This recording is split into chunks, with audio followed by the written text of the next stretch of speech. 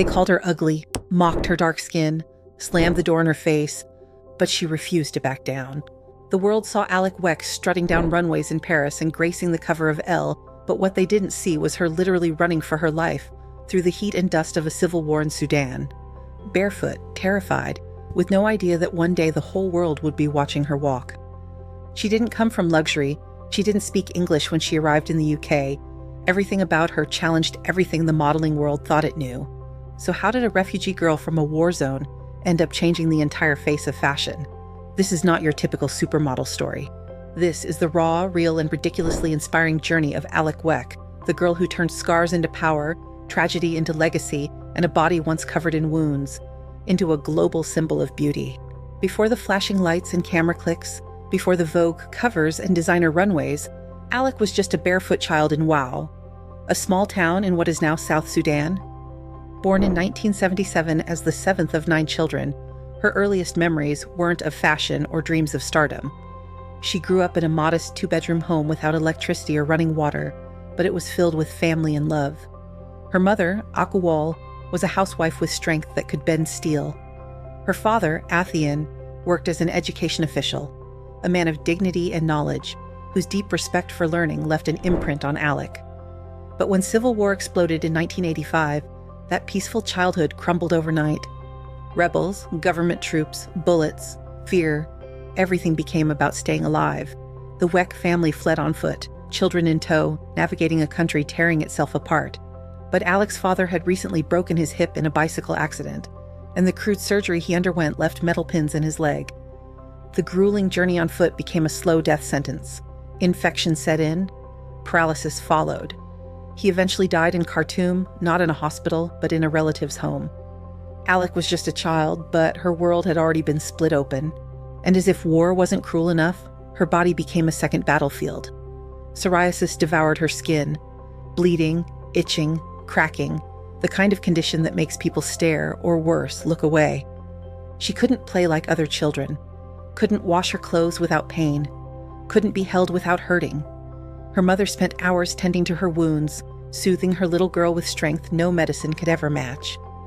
In a place where beauty was defined in narrow terms, and where mere survival felt like a miracle, the idea of becoming a fashion icon was laughable.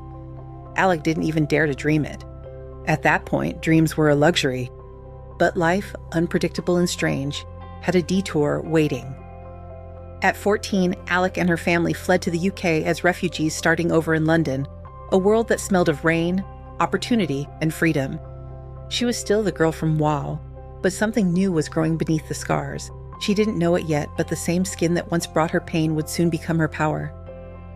When Alek Wek stepped foot in London at just 14 years old, she carried more than a suitcase. She carried the trauma of war, the weight of survival, and a quiet strength that the fashion world would soon have no choice but to notice. And almost instantly, it seemed like fate began to clear the path for her. For starters, the psoriasis that had covered her body in Sudan mysteriously disappeared not long after she arrived. That alone felt like a kind of rebirth.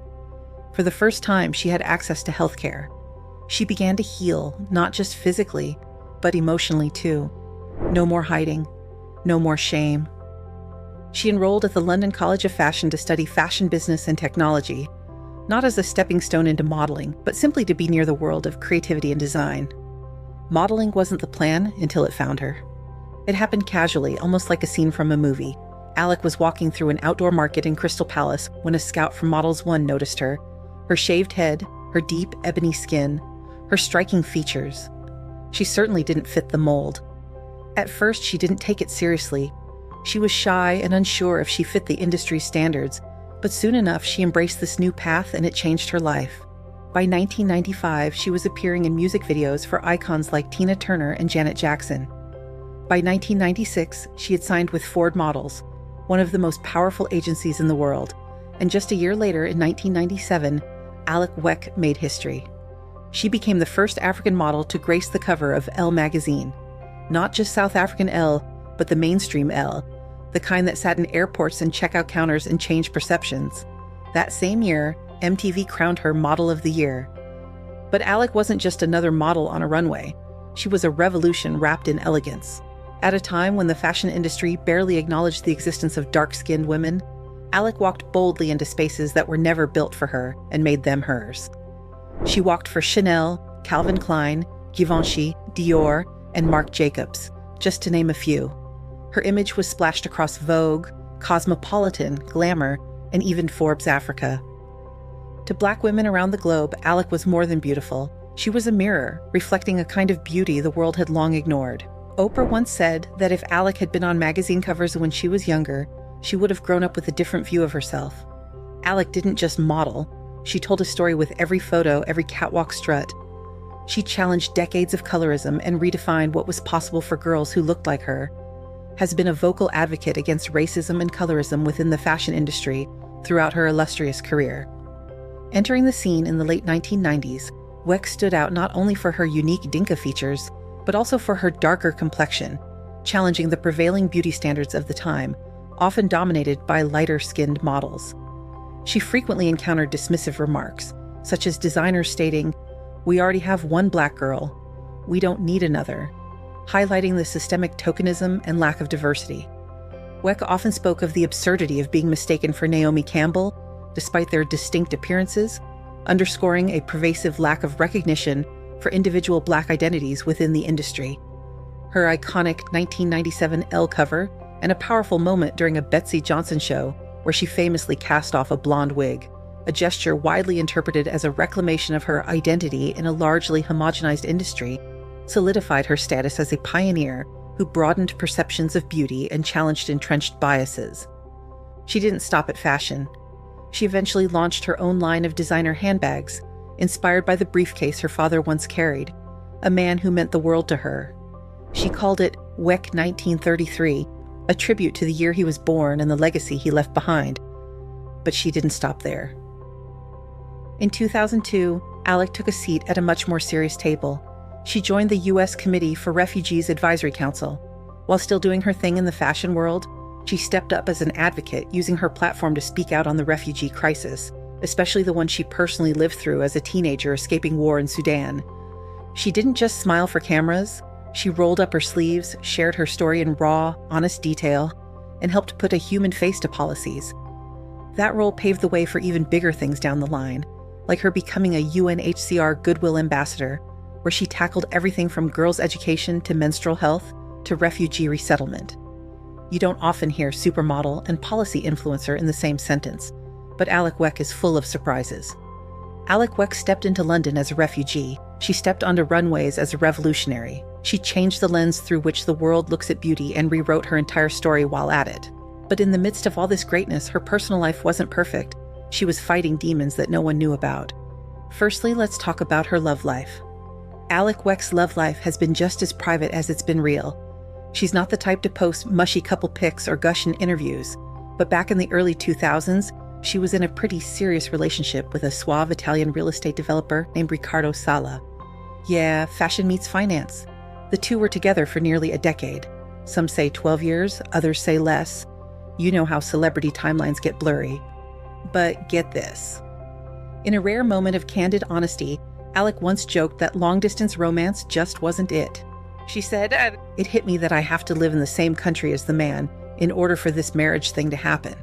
I mean, can we get that on a t-shirt?" After that chapter closed, Alek gracefully shifted her focus back to her core values: faith, family, and peace of mind over paparazzi headlines. She was not chasing tabloids, she was chasing purpose, and that purpose led her to write a book that changed lives. In 2007, Alek dropped a memoir, and it wasn't your typical fashion fairy tale. The book is titled Alek, From Sudanese Refugee to International Supermodel, and it's raw, powerful, and filled with moments that'll give you goosebumps. She talks about escaping the Civil War, losing her dad, navigating a completely new country at 14 without speaking a word of English, and yes, landing her first modeling job basically out of nowhere. She also opens up about the pain of losing her brother to suicide in 2008, and how grief shaped her into someone who's not just resilient but deeply intentional. One of the most emotional parts? She talks about returning to South Sudan years later with her mom for a documentary, and how that trip brought her healing she didn't know she needed. Now, if you've ever wondered what Alek does when she is not inspiring young girls and shaking up the world, you're about to find out. Turns out, she's all about the simple things. She loves painting, yoga, and cooking traditional South Sudanese meals. She's got a toy fox terrier that she hikes with, does karaoke just for the fun of it, and she'll binge a good documentary any day. This woman is the definition of balanced energy. Oh, and did we mention she speaks Dinka, English, Arabic, and dabbles in Spanish, French, and Italian? Talk about international excellence. And if you're wondering where she gets her calm, confident energy from, look no further than her late father. He once told her, "Don't let them come for your eggs or they'll come for your chickens." Basically, protect your peace and your purpose. Alek took that advice straight to heart, and it shows in everything she does. So yeah, Alek Wek might have come from a small town most people can't even point to on a map, but don't get it twisted. She's not just walking in fashion shows. She's walking in purpose. From dodging bullets in South Sudan to dodging stereotypes in the fashion industry, Alek didn't just beat the odds, she rewrote the rulebook. And the most beautiful part? She never let the spotlight blind her. She stayed grounded, real, and ridiculously inspiring. She used her scars as stories, her struggles as stepping stones, and her silence as strength. She's not just iconic because she graced magazine covers or walked for Dior. She's iconic because she made space for others, because she walked into rooms where no one looked like her and left the door wide open behind her. And honestly, that might be her biggest flex. This isn't just the story of a supermodel. It's the story of a girl who lost everything and still found herself. Alek Wek is proof that where you start certainly doesn't define where you finish. If her story moved you, don't forget to hit that like button and subscribe for more powerful stories about your favorite iconic supermodels.